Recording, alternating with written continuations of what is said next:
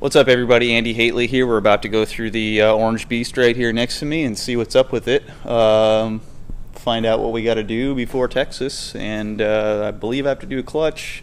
It's more of a preventative matter because the clutch is probably going to go out. We normally get about a full season out of it, and we beat it up a lot at Pat's Acres. So I'm going to take a look at that, and I think we have a bent trailing arm back there. So we'll take a look at that and see what it takes to keep this car running in between events. Okay, let's take a look at what we got here. We've got our quick change right there. We've got our suspected bent trailing arm and our good trailing arm over here. As you can see, the good trailing arm appears to be some positive camber there. A little bit, maybe a couple degrees at full droop. And this side does not look the same. It looks about either zero camber or maybe actually a little bit of positive camber. So let's throw the gauge on there and see what we got. Looks like we're at about -1/2 degree on this side.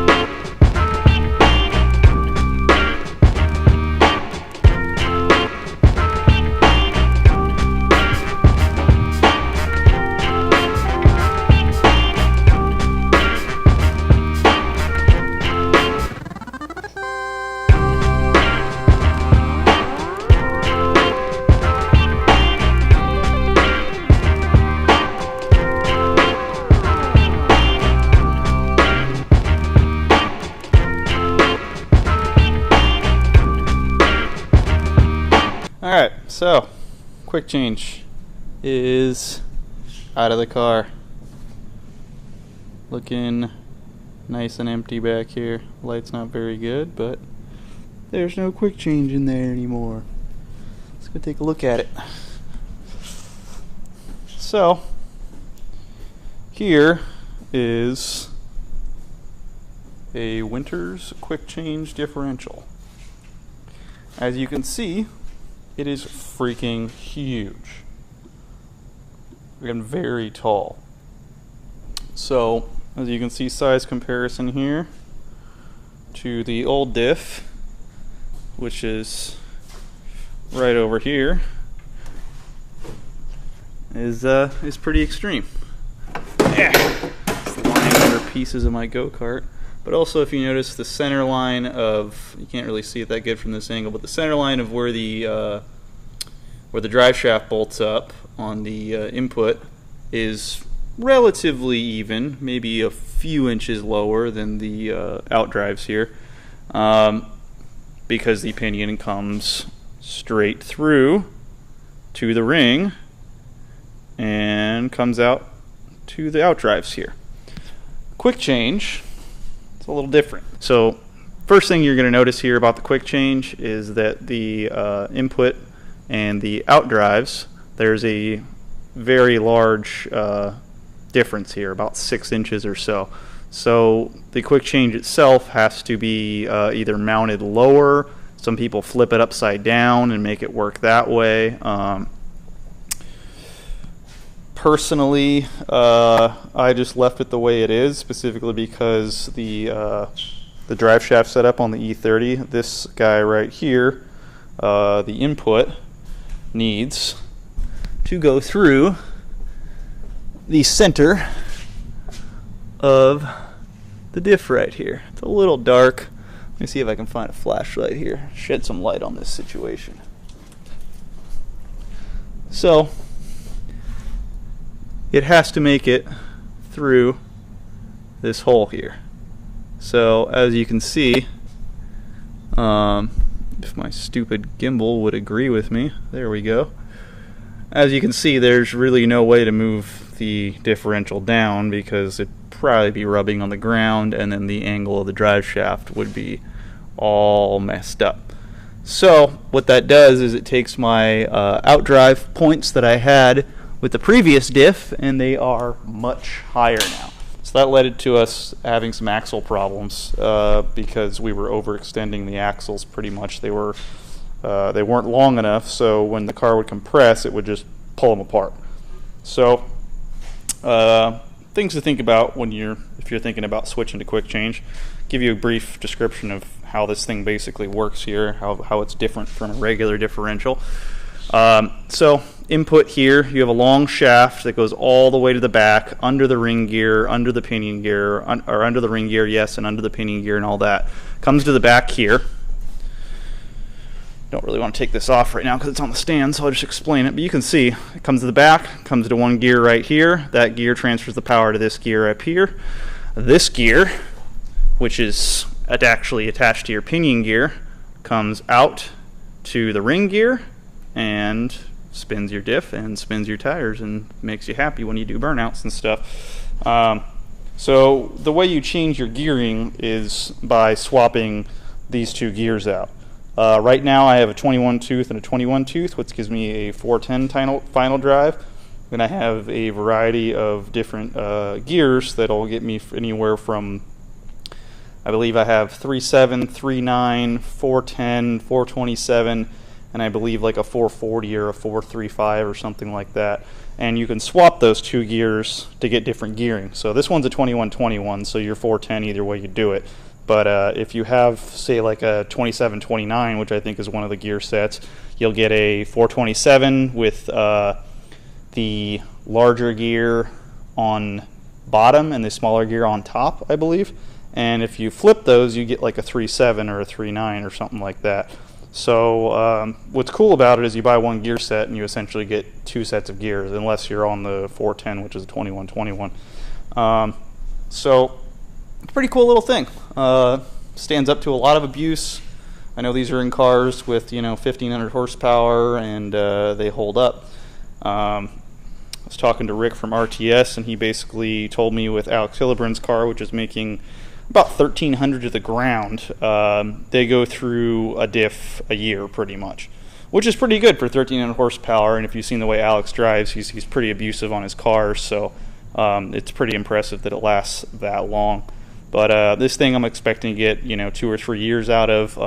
Probably after next season I'll take it apart and do a refresh on it. But it's been good to me, man. It hasn't broken. If you've been following me, you know that the old differentials, I was having troubles with those. I was breaking the ring and pinion gear on them. They would just shred themselves after anywhere between 4 to 7 events, I think was the most I got out of one. I believe I have one of those around here somewhere.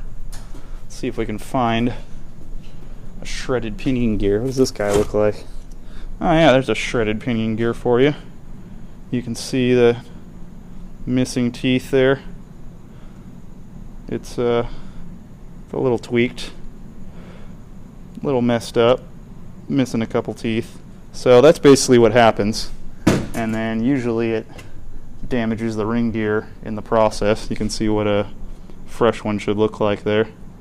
So if you're not familiar with what a ring and pinion gear are, This is a ring gear, and this is a pinion gear. So this guy comes in from the input, which would be on this side where the drive shaft would bolt up, and it turns along to turn your ring gear. And your ring gear, basically, if you can imagine this working this way, would send your power out that direction and the other direction to your tires. Pretty simple stuff. I think I have a torn up ring gear back here too, so you can see a ring gear that has some damage to it there. Yeah, that one got chewed up. So I've been doing that quite a bit with the old diffs, and after we picked up comp cams for a sponsor at the beginning of this year, I decided to do the quick change because they were awesome to me. They gave me a great deal on the new engine we're building, and basically cut our costs for that pretty much in half. So we had enough money to set aside to put the quick change in.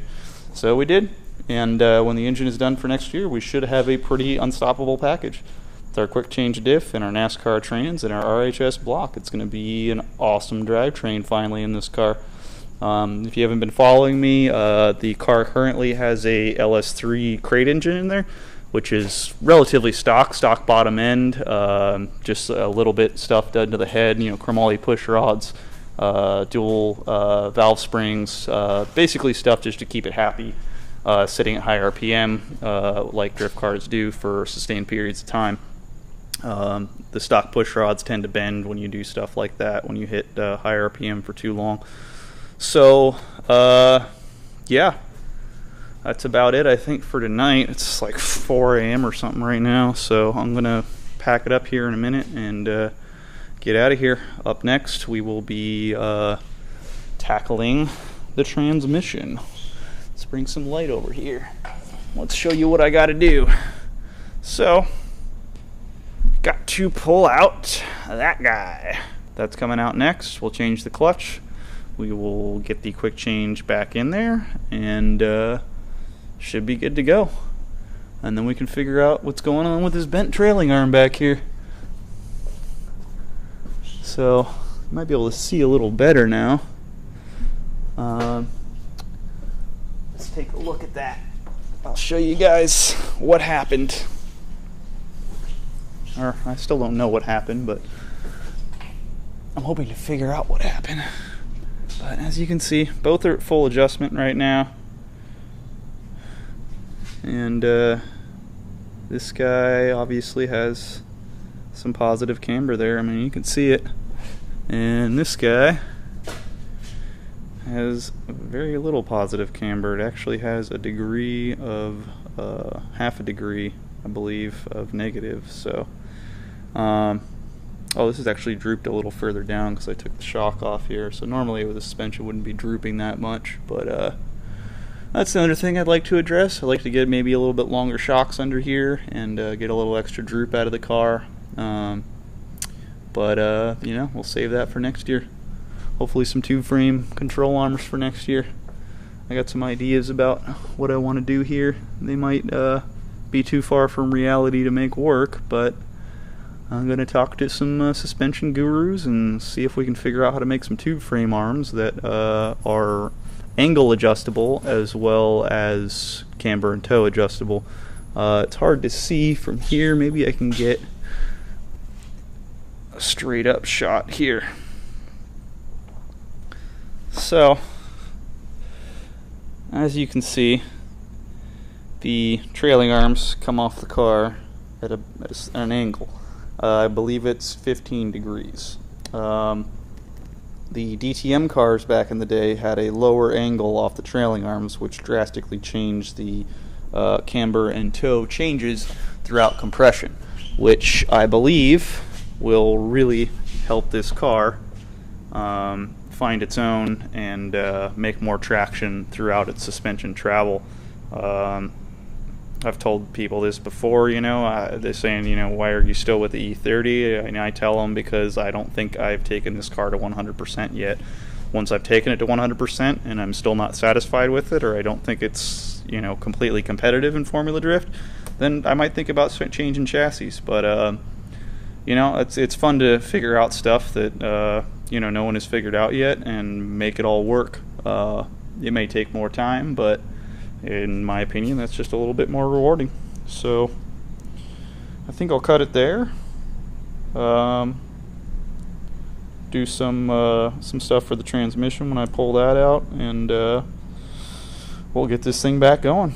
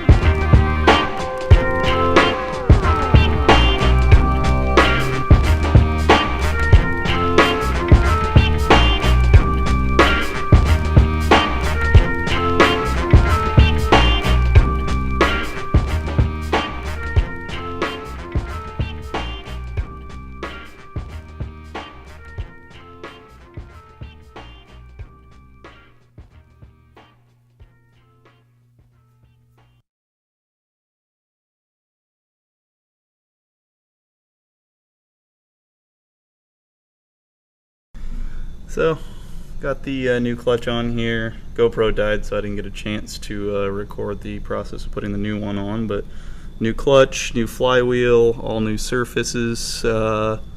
Just torqued it all down. Should be pretty good to go here. Let's try stabbing the transmission in there.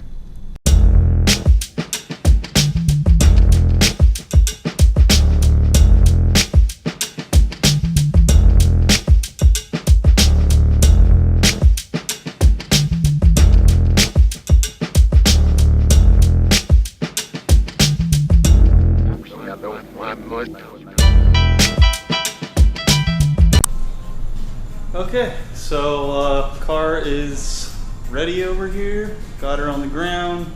Gonna start her up in a minute and pull it into the trailer. Got the trailer fully loaded up. Gonna go over my checklist here. Oh, look at that. Gonna want to bring that bumper up there for sure. Gonna need one of those. Go through my checklists, and the trailer's all loaded up, ready to rock. Just got to get the car in there. And this is kind of the point where you just kind of question yourself and look at the car and say, well, let's do it. Let's get out of here. Let's roll.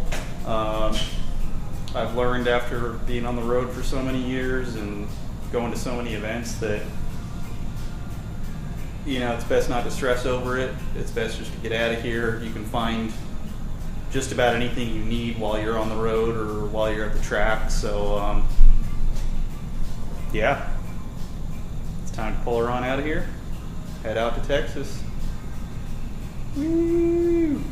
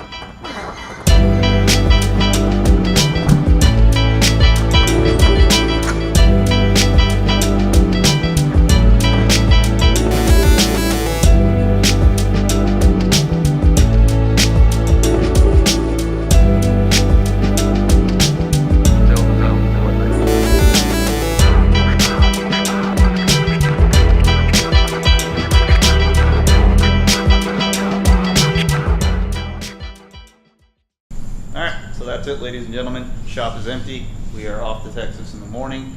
Hope you enjoyed this one. I know it was probably more boring than the other ones with no driving footage or whatever.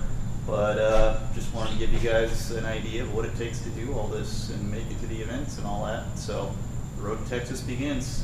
See you guys there.